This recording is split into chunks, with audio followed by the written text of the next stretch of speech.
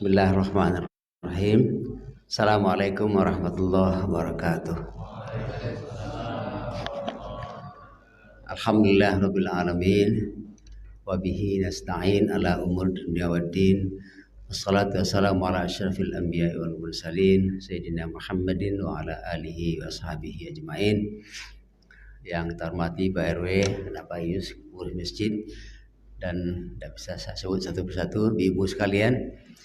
Alhamdulillah pagi ini kita masuk hari yang ketiga dalam keadaan sehat walafiat.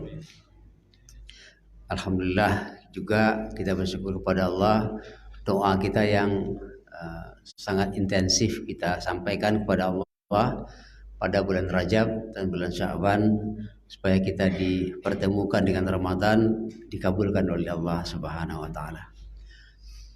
Doa kita bulan Rajab dan Sya'ban, Allahumma barik lana fi Rajab wa Sya'ban. Ya Allah, berkahilah kami di bulan Rajab dan bulan Sya'ban. Ada pertanyaan kita minta keberkahan, tapi apa tanda-tanda bahwa hidup kita diberkahi oleh Allah Subhanahu wa taala? Tanda-tanda hidup kita diberkahi oleh Allah Subhanahu wa taala itu satu, diri ini, badan ini mudah dibawa kepada kebaikan. Ya, tidak ada satu kebaikan yang nampak di hadapan kita tidak ikut. Itu yang pertama. Yang kedua, badan kita ini tidak mau diajak kepada kemungkaran. Kalau ada kemungkaran yang terjadi di hadapan kita tidak mau. Hati itu menolak.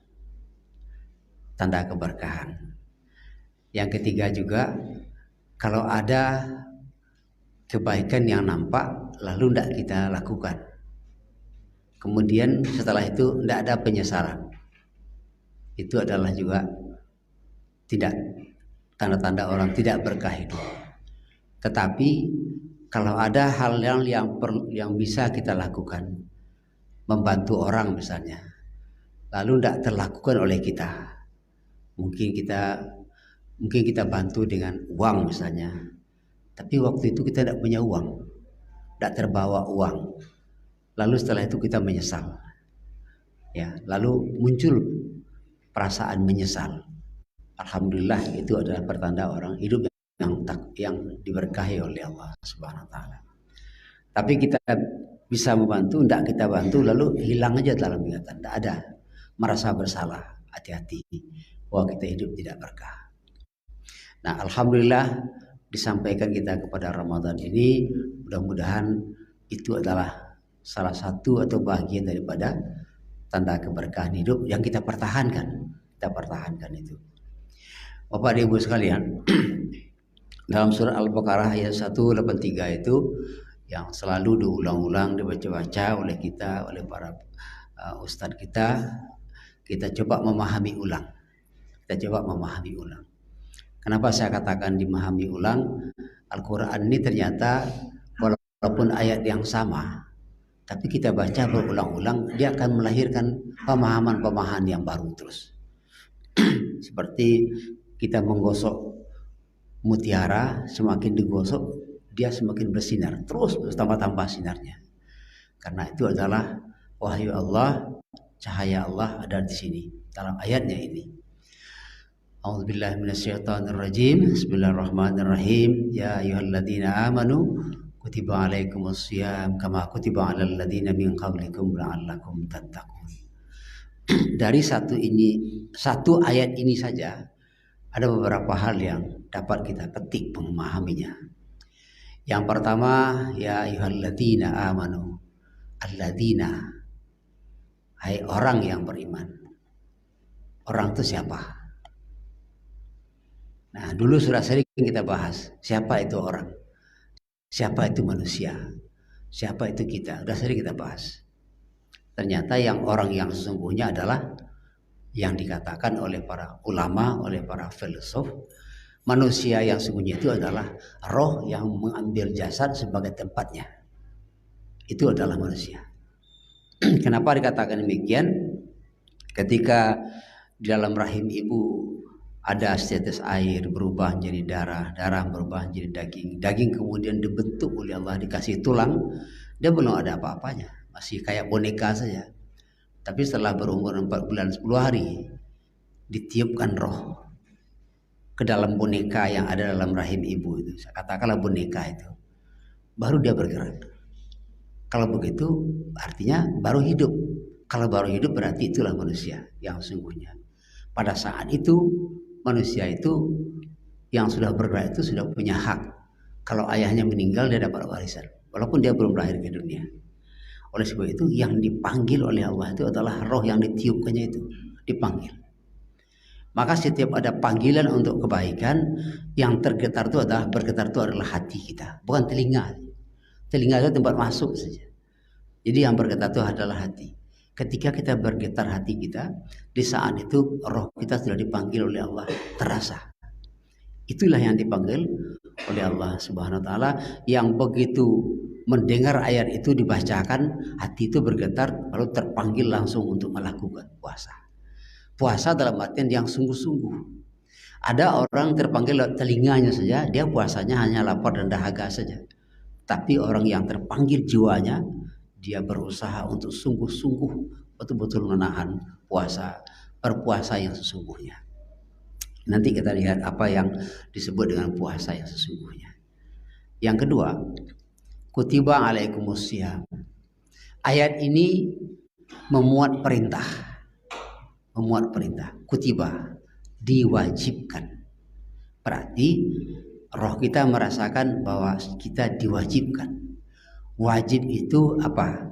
Segala sesuatu yang diberi pahala kalau dilakukan, berdosa kalau enggak dilakukan. Itu namanya wajib. Jadi muncullah tekad untuk mentaati. Kalau wajib, perintah itu hukumnya wajib ditaati. Maka kita taati panggilan Allah itu. Yang ketiga, kama kutiba 'alal ladzina min qablikum. Kalau tadi adalah panggilan, ada kewajiban, kemudian ada informasi. Apa itu informasi? Puasa ini tidak hanya, kata Allah, aku wajibkan kepada kalian umat Muhammad, tapi juga kepada umat-umat yang sebelumnya. Itu, ternyata puasa ini bukan hanya ibadah wajib untuk kita, seluruh umat yang sebelum kita juga wajib puasa. Kalau begitu ada konfirmasi. Apa? Kalau begitu puasa ini menjadi amalan yang wajib sepanjang sejarah manusia ada. Semua umat diwajibkan puasa. Itu. Yang keempat. Yang kelimanya, kenapa harus berpuasa? Kenapa seluruh manusia diwajibkan puasa? Rupanya ada ujungnya, la'allakum tattaqun, agar kalian bertakwa. Agar kalian bertakwa artinya apa? Ternyata manusia yang terbaik itu, yang dibutuhkan oleh manusia kebaikan hidupnya adalah takwa. Takwa adalah untuk hidup baik, untuk hidup yang maslahat di dunia dan di akhirat. Di akhir. Jadi ujungnya ke sana. Oleh sebab itu ketakwaan itu adalah syarat utama kemaslahatan manusia hidup di dunia dan di akhirat kelak. Syarat utama dari dulu saya Adam sampai sekarang. Nah sekarang kalau begitu kita ingin jadi orang takwa. Tetapi karena ada kata-kata la'alla di situ. La'allakum tattaqun. Kalau kita belajar gramatika bahasa Arab, ilmu nahu namanya. Menahu itu la'alla itu litaraji. Tujuannya adalah untuk namanya taraji, mengharap harapan. Tidak pasti. Kalau begitu tidak semua orang puasa yang dapat takwa. Tidak semua. Siapa yang orang berpuasa yang dapat takwa? Itulah dijelaskan dalam hadis Nabi, man shoma Ramadan imanan wahtisaba. Berpuasa dengan penuh keyakinan, tadi sudah dipanggil roh kita oleh Allah, yakin kita. Kemudian wahtisaba, dipelihara baik-baik, dijaga baik-baik, semua hal yang akan melanggar puasa. Nah, akan membatalkan puasa. Makanya puasa yang sebenar-benarnya bisa mengantarkan takwa, kata Imam Ghazali, seperti puasanya orang khawas. Ada orang awam puasa menahan lapar, dahaga, lakukan hubungan sama istri, itu aja. Tetapi kalau orang khawas, dia sudah semua yang ditahannya, bahkan pikirannya pun dikendalikan. Jadi artinya adalah bahwa puasa yang bisa mengantarkan takwa itu adalah semuanya. Mulutnya tidak dikeluarkannya kata-kata yang bisa menyinggung perasaan orang lain. Karena orang puasa itu menahan diri. Inti puasa itu imsak, tidak berarti berdiam, tapi mengendalikan, tapi kontrol. Itu inti puasa, kontrol. Jadi kayak kita pegang remote AC, nah itu kan puasa itu. Kalau terlalu dingin dikurangi dinginnya, kalau panas didinginkan, kontrolnya situ terus. Jadi puasa itu adalah kontrol, ya, remote control. Bapak Ibu sekalian, nah sekarang kita lihat, kita ukur aja diri kita masing-masing. Kita tidak usah mengukur orang, diri kita aja kita ukur. Kita masuk orang takwa apa tidak? Apa ukurannya ketakwaan itu? Ukuran ketakwaan itu, kalau Imam Al-Ghazali, beliau langsung menerjemahkan kata-kata takwa itu sendiri. Ta, qaf, wa, dan ya. Ta itu artinya tawadu. Ta artinya tawadu, kata Imam Ghazali. Apa arti tawadu? Tawadu itu didefinisikan oleh seorang sufi besar namanya Hasan Al-Basri. Apa dia terjemahkan? Tawadu itu, tidaklah engkau berjumpa dengan seorang kawanmu kecuali engkau merasa kawanmu lebih baik darimu. Bukan sebaliknya. Jumpa kita dengan kawan, kita merasa lebih tinggi dari dia, kita merasa lebih pintar dari dia, kita merasa lebih hebat, kita merasa lebih terkenal, kita merasa lebih kaya. Sombong namanya. Tapi kalau tawadu, di bawah, membawa. Ini kawan saya ini lebih baik dari saya. Karena dia merasa lebih baik dari dia, atau kita merasa lebih baik dari kita merasa dia lebih baik dari kita. Lalu ketika kita melihat kawan, apa yang kita lihat? Yang kita cari adalah kebaikan-kebaikannya. Kebaikan-kebaikan kawan itu yang kita cari. Oh, dia bisa begini, dia bisa begini, saya juga ingin seperti itu. Artinya adalah kita berusaha mencari kebaikan di diri kawan itu. Kita usaha cari. Apa kata Rasulullah? Manusia itu akan mendapat apa yang ia cari. Kalau kita biasa mencari kebaikan, termasuk dalam diri orang, maka kebaikan itu akan menjadi milik kita. Kebaikan itu akan pindah kepada kita. Itu kata Rasulullah. Tetapi kalau kita suka mencari keburukan-keburukan orang, keburukan itu pindah pula kepada kita. Persis supaya kayak perumpamaan yang dibuat oleh orang-orang bijak antara lebah dengan lalat. Lebah itu kemana pergi, walaupun ditumpukan sampah yang busuk-busuk, kalau ada bunga tumbuh di situ, dia yang dicarinya adalah madu di situ. Lebah akan selalu mencari yang baik-baik, walaupun di tengah tumpukan yang tidak baik. Tapi kalau lalat akan mencari yang busuk-busuk, yang buruk-buruk, walau di tengah-tengah kebaikan. Orang yang bersifat lalat, dia tidak pernah menengok kebaikan orang lain. Orang yang bersifat lalat, dia hanya mencari keburukan-keburukan orang lain saja. Walaupun orang lain itu sebenarnya baik, tapi carinya keburukannya. Karena setiap manusia punya kelemahan. Siapapun manusia punya kekurangan. Jadi orang takwa itu, kata Imam Al-Ghazali, itu tawadhu, dia merendahkan hati, bukan merendahkan diri, tapi merendahkan hati. Di depan Allah kita merendahkan diri. Yang kedua, qanaah. Apa arti qanaah? Arti qanaah itu adalah memadakan apa yang ada, seadanya, ya, hidup sederhana. Walaupun diberi Allah rezeki banyak, tapi dia tetap bersikap hidup sederhana. Tidak seperti sekarang kan banyak kita perhatikan, ya, orang memamerkan kekayaan di tengah-tengah kemiskinan orang, memamerkan kekuasaan di tengah-tengah penderitaan orang, memamerkan kemewahan di tengah-tengah kesengsaraan orang. Ini kita takut. Jadi Qanaah itu memadahkan apa yang ada. Tidak mengada-ada, tapi apa adanya. Itu qanaah. Jadi kalau mau makan kita tidak ada yang apa, ya gebelo yang ada gebelo lah. Ubi yang ada ya ubi makan. Itu artinya qanaah. Tidak ada hidup yang lebih enak selain dari qanaah. Kalau hidup yang tidak qanaah itu kan selalu mengada-adakan, mengupayakan, mencari-cari, membuat-buat. Jadi kalau orang kampung satu mengatakan orang yang hidup membuat itu majan-ajan tuah namanya. Majan-ajan tuah. Awak tidak bertuah tapi diajan-ajan tuah tuh yang keluar yang busuk jadi. Ya diajar-ajar jadi dipas-pasu aja keluar tak elok. Akibatnya kita menjadi jelek. Majan-ajan tua, mencari-cari muka, cari muka atau cari muka buruk orang. Jadi jangan majan-ajan tua. Tapi hidup apa adanya, seadanya. Walaupun dimiliki Allah yang banyak tapi tidak menampakkan kelebihan-kelebihan itu.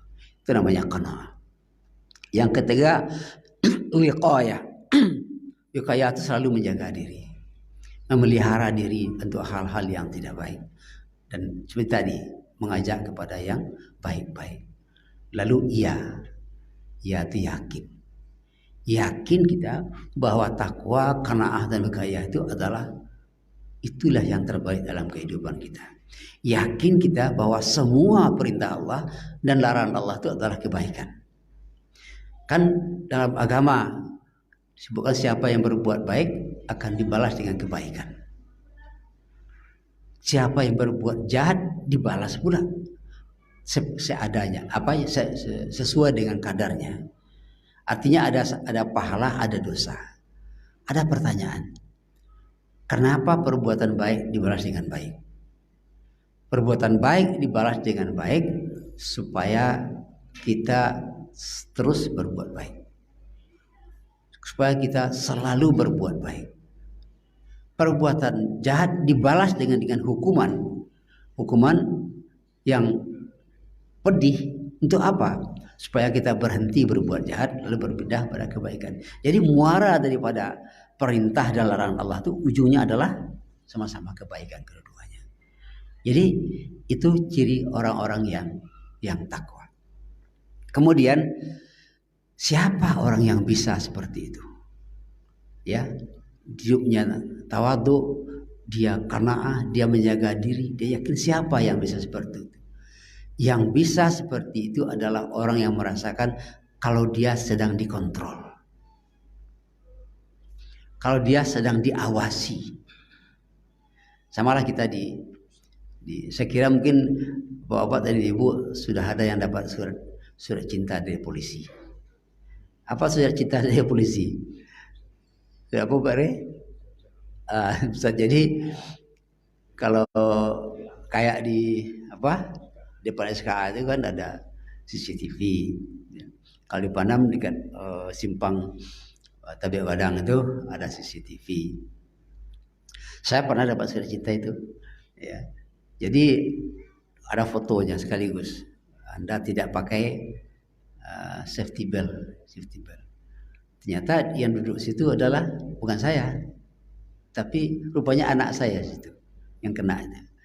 Nah setelah itu bagaimana? Karena sudah dapat surat cinta itu, lalu setiap lewat di situ merasa kita bahwa sedang diawasi. Hati-hati. Di sebelah sekarang begitu juga, hati-hati bahwa kita sedang diawasi. Kenapa kita lebih takut daripada CCTV-nya manusia polisi daripada CCTV Allah Subhanahu wa taala? Kalau Allah Subhanahu wa taala, kalau polisi hanya di Simpang SKA dan di Pekanbaru. Di Tabik Kadang, kalau CCTV Allah semuanya lah CCTV. Mic ini CCTV. Ini akan menjadi saksi besok bahwa tanggal sekian saya ada bicara di sini. Semua ini akan menjadi saksi. Ada para yang nampak di situ, ada Pak Isri nampak semuanya jadi saksi. Dia rekam semua. Walau fi burujin musyayyada. Walaupun kalian berada dalam benteng yang sangat kuat, di dalam gelap lagi, Allah akan tetap melihat. Kenapa? Allah menjadikan semua makhluk yang ada itu CCTV Allah semua. Makanya kita tidak bisa sembunyi. sembunyi. Nah, orang yang bisa takwa itu adalah orang yang merasakan bahwa dia sedang diawasi kemana pergi, kemana pergi. Nah, tapi kita kan manusia. Apa ciri manusia itu? Khilaf. Kadang-kadang lupa kita. Walaupun lewat CCTV, lupa kita bahwa saat itu sedang diawasi. Kena. Nah, ciri orang takwa bukan dia tidak pernah salah, bukan dia tidak pernah khilaf. Dia pernah salah, tapi di saat khilaf sadar dia, ada CCTV, baru lupa. Ingat dia, langsung dia istighfar. Langsung dia what bi sayyi'atal hasanah tamhuha. Ketika melakukan kesalahan, berbuat dosa tanpa sadar, ya Allah saya berbuat dosa, ikuti langsung dengan perbuatan yang baik, tutup langsung. Kalau itu bisa kita lakukan, alhamdulillah kita masuk orang takwa. Walaupun salah, walaupun khilaf kita saat itu, tapi cepat ingat, alhamdulillah, itu namanya kita sudah merasa kita diawasi oleh Allah Subhanahu wa ta'ala. Yang parah apa? Nggak peduli saja. Udah jelas salah, mengaku benar pula. Sudahlah benar, diingatkan orang, mengeringkanglah ke orang. Itu namanya orang yang sudah bertingkat-tingkat kesalahan yang dia lakukan. Bapak Ibu sekalian, nah kontrol itu apa? Kenapa? Dengan cara apa kita bisa aktif chip kita itu merasakan bahwa kita dikontrol, kontaknya langsung dengan Allah. Caranya apa? Puasa ini. Puasa ini bukan tujuan. Orang yang menjadikan puasa tujuan sesudah puasa, waktu buka nyolap deh sebenarnya. Ya. Di Padang itu kan ada toko kedai ya. Upu. Itu berapa hari menjelang puasa itu nggak muat kedai itu. Iko kau puasa atau malah pensilero? Nyata seperti itu, niatnya sudah salah. Ya. Jadi orang yang tidak merasa tadi itu begitu berbuka lepas semua. Pergi ke pasar jalan di Bali suruhnya tahu-tahu tidak termakan. Puasa itu bukan tujuan. Orang yang menjadikan puasa tujuan, maka dia akan seperti itu. Selesai puasa berbuka, dia kembali kepada kesembulannya. Tetapi orang yang puasa itu menjadikan puasa itu adalah latihan. Latihan untuk apa?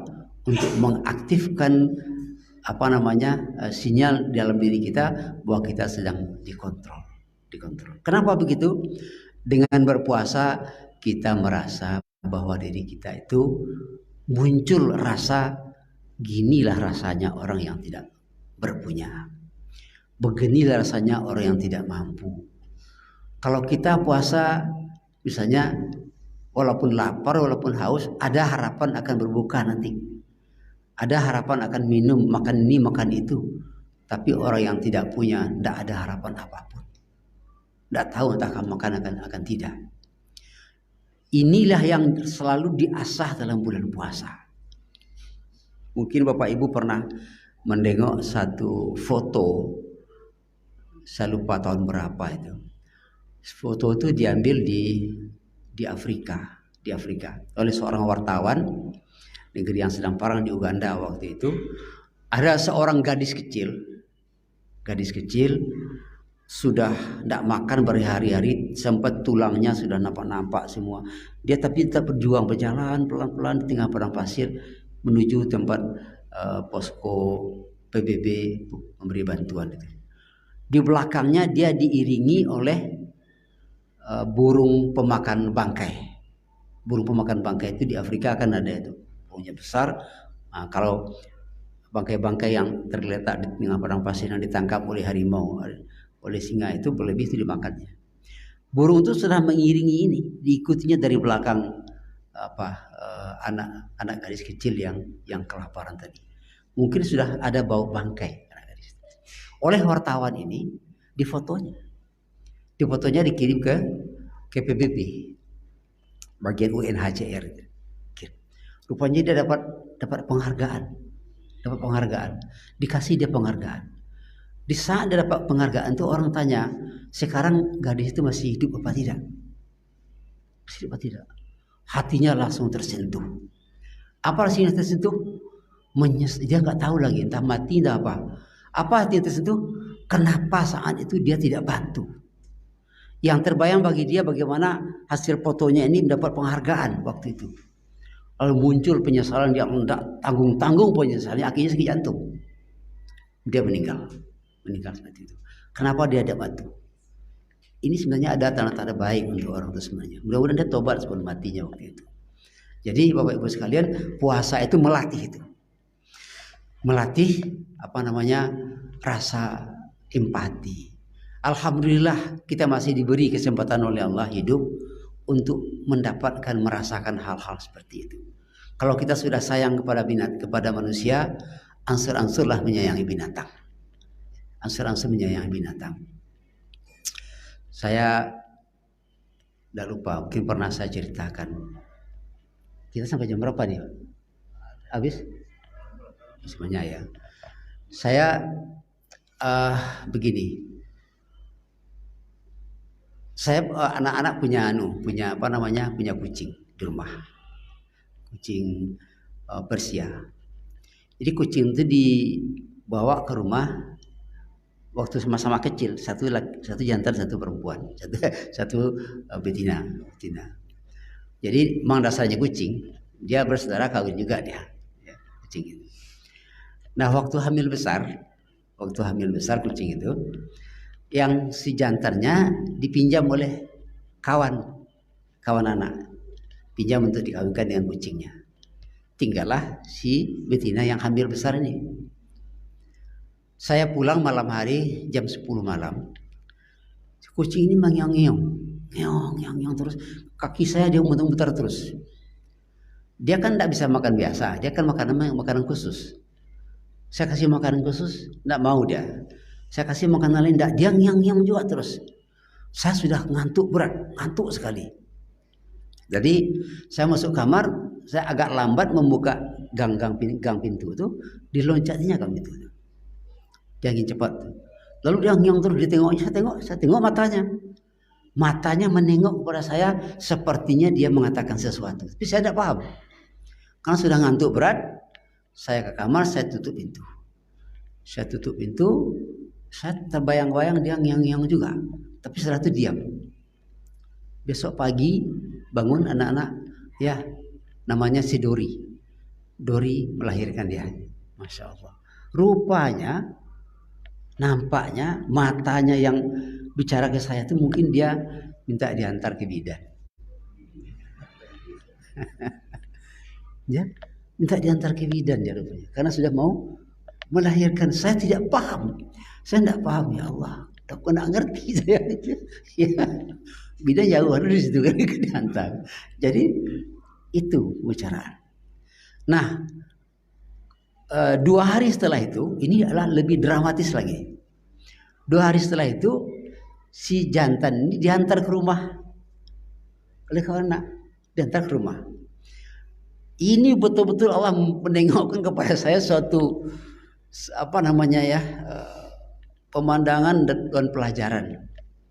Jadi yang si Dori ini sudah melahirkan, anaknya disimpan di bawah tangga rumah, nggak ke tangga ke atas, dia muat simpan di situ.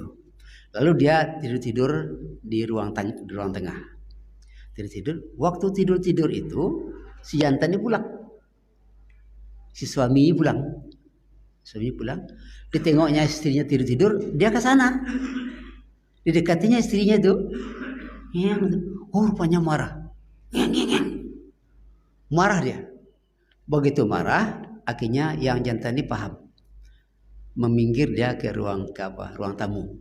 Antara ruang tamu, ruang tengah, tidak terlalu jauh. Tapi apa yang terjadi?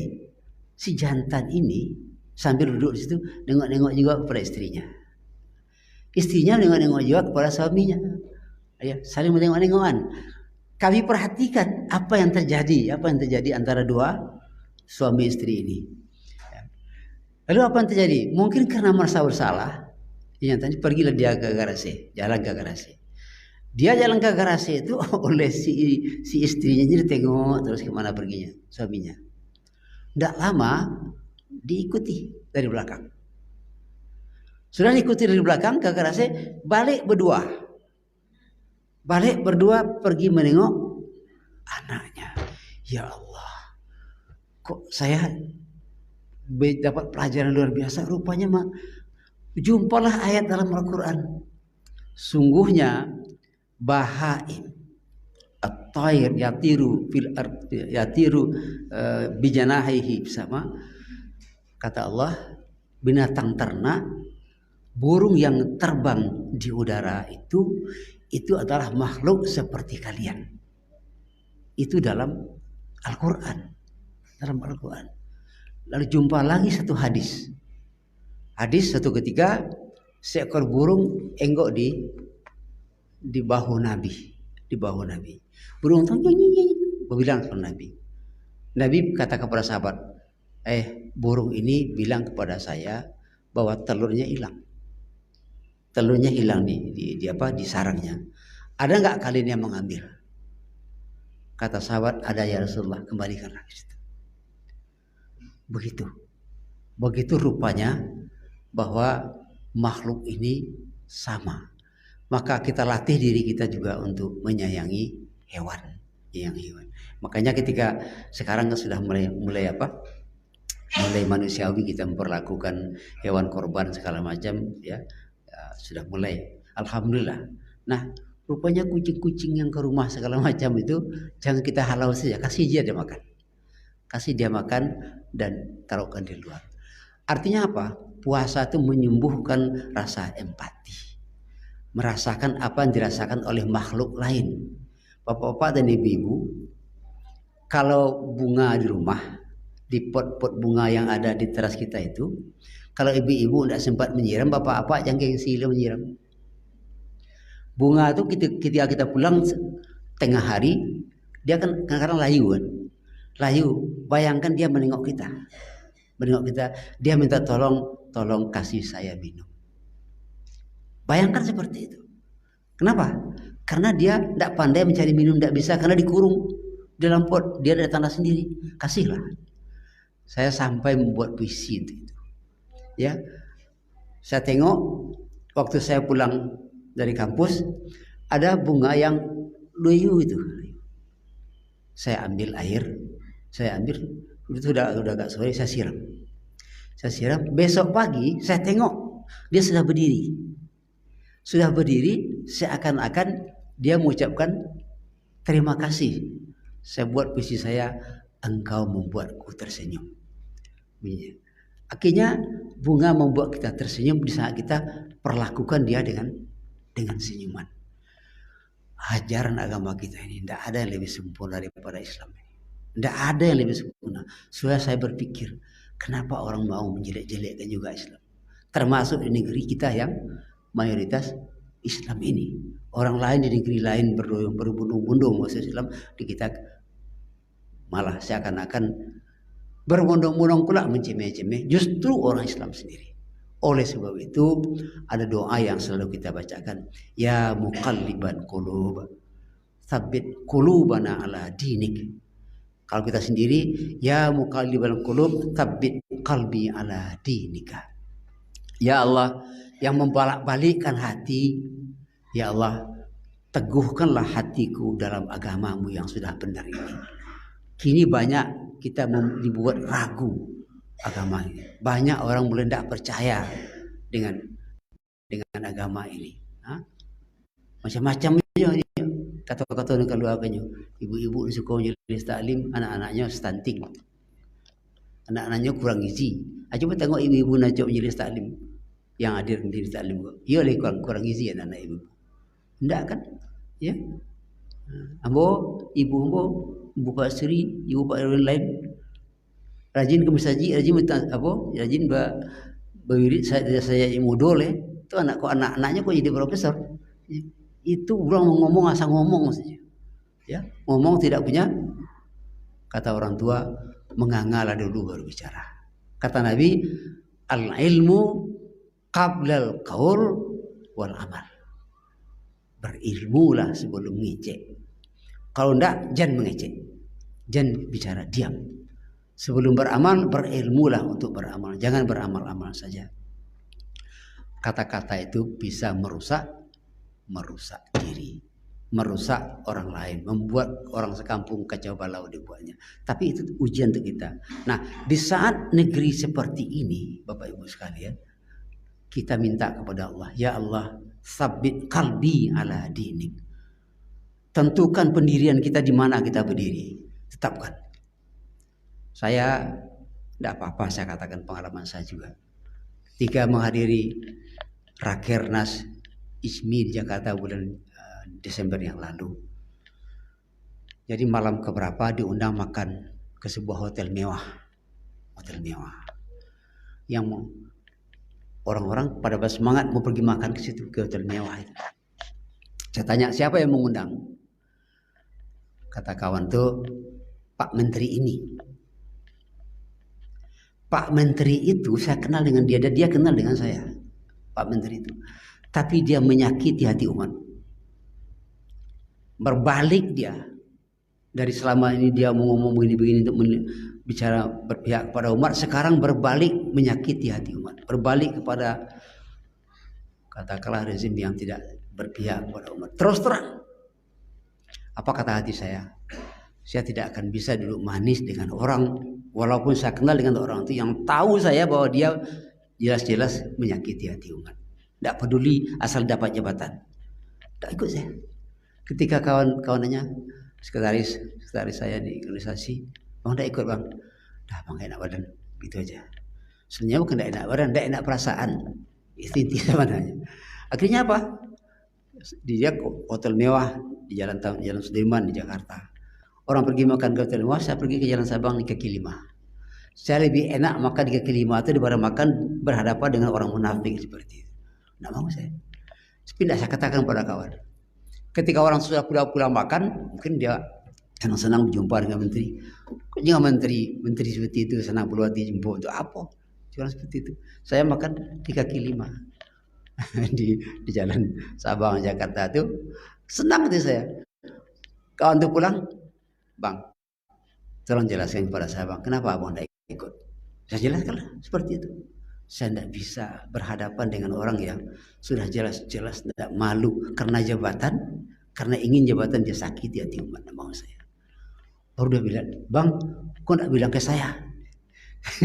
Harusnya kamu sadar, saya bilang. Tapi sudahlah, saya tidak mau seperti itu. Kita berdoa kepada Allah, kita istiqamah di sini. Sekarang banyak orang mendadak menjadi ini, menjadi organisasi ini karena harap jabatan. Untuk apa? Untuk apa? Ya, mau menggadaikan keyakinan, mau menggadaikan harga diri hanya untuk sekedar selembar uang. Jangan. Kita mohon kepada Allah Subhanahu wa taala, biar kita enggak dapat apa-apa. Kalau makan nggak belo sih, lebih jadi. Makanya jauh macam ikan nasinya oke juga. Tak masalah. Kadang juga ide juga yang makan dengan itu, tapi tegap hati. Ya muqallibal qulub, tsabbit qalbi ala dini. Wah yang membolak-balik hati, tetapkanlah hatiku dalam agamamu ya Allah. Walaupun aku tidak dapat apa-apa. Jadi ini yang sedang kita hadapi dalam kehidupan sekarang, dan alhamdulillah kita bersyukur kepada Allah Subhanahu wa taala, kita istiqamah dalam jemaah kita, dalam masjid kita. Kita berharap kepada Allah untuk dapat meraih titik takwa tadi. Kita bertekad bulat bahwa kita tidak akan pernah meninggalkan masjid, terutama tentu di saat kita memang tidak berhalangan berat, tidak sakit, tidak segala macam. Bapak dan Ibu sekalian, demikianlah yang dapat saya sampaikan di kesempatan ini. Ya sekaligus untuk mengobat kerinduan. Ya mudah-mudahan kita diberi kesehatan, kekuatan iman, dan yang terpenting lagi adalah di samping itu kekuatan kemauan untuk selalu dekat dengan Allah, dengan masjid, dan dengan kita bersama. Mohon maaf kalau ada yang kurang berkenan. Billahi taufiq wa hidayah. Assalamualaikum warahmatullahi wabarakatuh.